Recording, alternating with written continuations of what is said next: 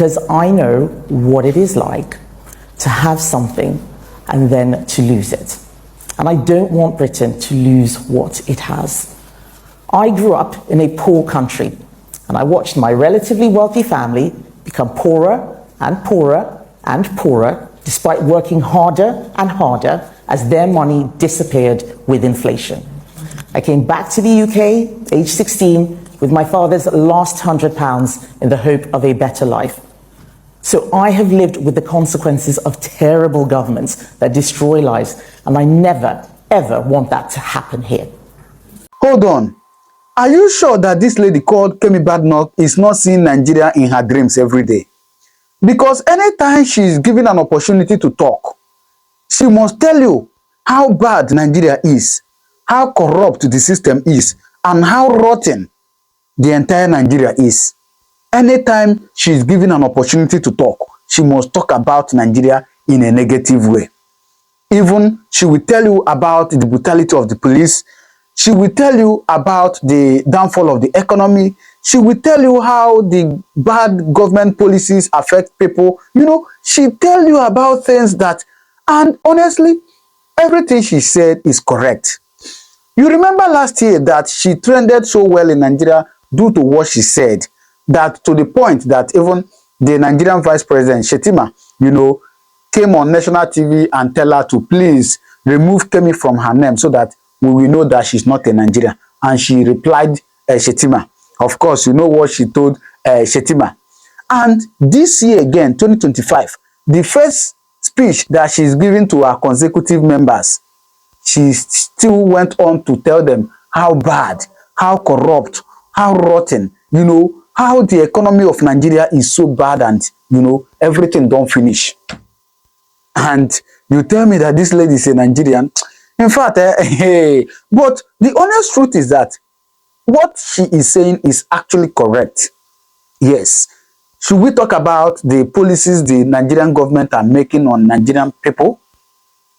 It is affecting the people negatively. Should we talk about the brutality of the police? You're watching this video. I have asked this question again before, and I'm asking it again. You're watching this video. If you are in Nigeria or if you have been in Nigeria before, have you not in any way faced, you know, brutality from the police in one way or the other? Even if you have not, don't you have a relative that have faced such? Even though, yes, sometimes they are good, but most times they are, you know, on the other side. Have you not experienced one negative thing or the other in Nigeria? So you can attest to what she's saying, that what she said and what she's saying is true. Now, I'm going to allow you to watch what she said again this year because I don't know what the government will reply her this time around. But anyway, let's just watch and see how the game goes. Now, I'm going to allow you to watch what she said, all right? As you're watching it, in case you're coming across my channel for the first time, please, one of the ways you can support me is by subscribing to this channel, right? As you subscribe, turn on your notification button, all right? That thing will be like bell. Just press it so that you get notified anytime I upload a video, all right? But for now, please watch it. I grew up in a poor country, and I watched my relatively wealthy family become poorer and poorer and poorer, despite working harder and harder as their money disappeared with inflation. I came back to the UK, age 16, with my father's last £100 in the hope of a better life. So I have lived with the consequences of terrible governments that destroy lives, and I never, ever want that to happen here.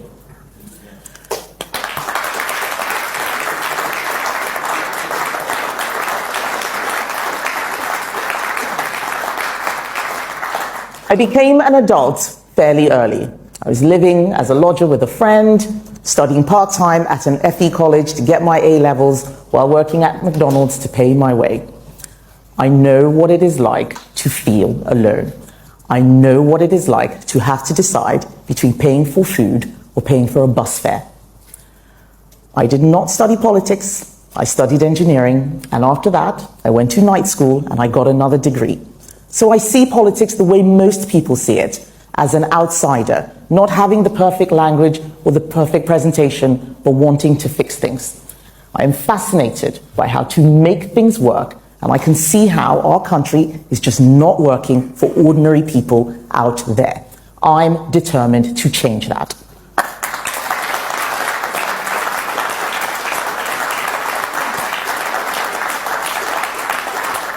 I don't think I'm being rude. I just think I'm saying something that I wouldn't mind hearing back. What some of your colleagues have been saying to me in the last few weeks, including, by the way, some who are backing you, who say the thing is with Kemi is she falls out with people or says things that upset people or people who say that you've been rude to them. And is that a problem?